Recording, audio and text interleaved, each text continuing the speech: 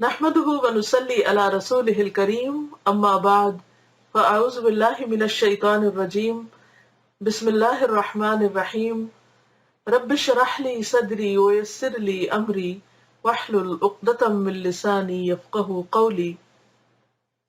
हमारा आज का मौजू है निजात।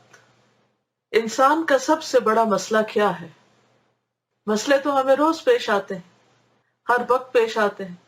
हर वक्त कोई ना कोई मसला सामने रहता है। कभी पालटक नहीं खुलता, कभी रूम में एंटर नहीं हो सकते, कभी आवाज नहीं जाती, कभी आवाज सुनाई नहीं देती, और फिर हम छोटी छोटी बातों पर फ्रस्ट्रेट भी हो जाते हैं, मायूस भी हो जाते हैं और फौरन सोचने लगते हैं कि वो इतना वक्त जाया हो गया, इससे बेहतर था कोई और काम कर लेते। और इस तरह की बहुत सी परेशानियां हमें फेस करनी पड़ती हैं। और जिंदगी का कोई मौका और कोई मुनासिबत ऐसी नहीं कि जिसमें कोई मसला ना हो। छोटे से लेकर बड़े मसाइल जिंदगी का क्या, हर रोज का एक हिस्सा है। यानी पूरी जिंदगी तो मसला है ही, लेकिन जिंदगी के हर दिन में कोई ना कोई मसला और हर दिन के हर हिस्से में कोई ना कोई मसला रहता है। लेकिन क्या वाकई ये मसाइल मसाइल हैं या हकीकी मसाइल हैं? ये लिखते हैं कि उसका सबसे बड़ा मसला यानी इंसान का ये है कि मौत के बाद आने वाली जिंदगी में उसको निजात हासिल हो। ये असल फिक्र और परेशानी की बात। वो खुदा की अबदी रहमतों में जगह पाए। हर इंसान जो मौजूदा दुनिया में पैदा हुआ है, उसको मौत के बाद एक और दुनिया में दाखिल होना है। हम किसी तीसरी जगह भाग ही नहीं सकते। अभी इस दुनिया में है, दूसरी दुनिया आखिरत की दुनिया है, तीसरी कोई जगह नहीं। न पीछे पलट सकते हैं, न दाएं जा सकते हैं, न बाएं जा सकते हैं, न कहीं भाग सकते हैं। इंसान को उसकी मौत के बाद एक और दुनिया में दाखिल होना है। मौजूदा दुनिया में आदमी को जिंदगी के मौके आजमाइश के लिए मिले हुए थे।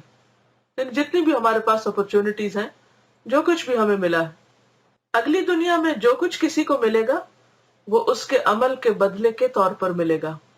इसीलिए उसको जजा कहा जाता है। जजा कहते हैं अमल का बदला। कि यौमुद्दीन, क़यामत के दिन को इसीलिए कहा जाता है। कुरान मजीद में आखिरत का सबसे पहला तारुफ यौमुद्दीन के हवाले से हुआ है, और उसका माना आप सब पढ़ चुके हैं माशाल्लाह, कि बदले का दिन, जजा का दिन, सजा का दिन। तो उस दिन इंसान को जो कुछ भी मिलेगा वो उसके अमल का बदला होगा। इसका मतलब यह है कि मौत से पहले की दुनिया में तो हर आदमी को तमाम चीजें लाजमी तौर पर मिली हुई। यानी मौत से पहले इस दुनिया में हर आदमी को तमाम चीजें लाजमी तौर पर मिली हुई है। मसलन सूरज है, हवा है, ये खुद जिंदगी है, खाने पीने की बहुत सारी चीजें हैं। ये हमारे किसी अमल का बदला नहीं है, ये तो सभी को मिली है, खा वो उसका मुस्तहिक हो या ना हो। मगर मौत के बाद की दुनिया में ये लुज़ूम खत्म हो जाएगा, यानी सबको नहीं मिलेगा। उस वक्त चीजों को पाने का मेयार इस्तेहकाक होगा, ना कि इम्तिहान, कि कौन हकदार है, किसको क्या मिलना चाहिए, कौन क्या करके आया है, क्या साथ लेकर आया है, और कौन किस चीज के काबिल है। इसका मतलब यह है कि अगली दुनिया में जो लोग मुस्तहिक करार पाएंगे उनको तो हर किस्म की नेमतें मजीद इजाफे के साथ दे दी जाएंगी। यानी जिन्होंने अच्छे काम किए उनको नेमतें बेहतरीन शक्ल में मिल जाएंगी। मगर जो लोग गैर मुस्तहिक करार पाएंगे वहां उनके लिए कुछ भी ना होगा, वो नाकाम और नामुराद होंगे। वो मजबूर होंगे कि वहां कामिल महरूमी की जिंदगी गुजारें, यानी हर चीज से डिप्राइव कर दिए जाएं। यही हर आदमी का सबसे बड़ा मसला है, सबसे बड़ा मसला। हर आदमी को सबसे ज्यादा इस बात पर ध्यान देना चाहिए कि ऐसा ना हो कि वो अगली जिंदगी में गैर मुस्तहिक करार दे दिया जाए कि तुम डिजर्व नहीं करते, या तुम इस काबिल नहीं हो कि तुम्हें अब मजीद नेमतें दी जाएं, तुम अल्लाह को नाराज करके आए हो। तो यह है सबसे बड़ी परेशानी की बात। और निजात पाए हुए लोगों में शामिल ना हो, यह है असल मसला।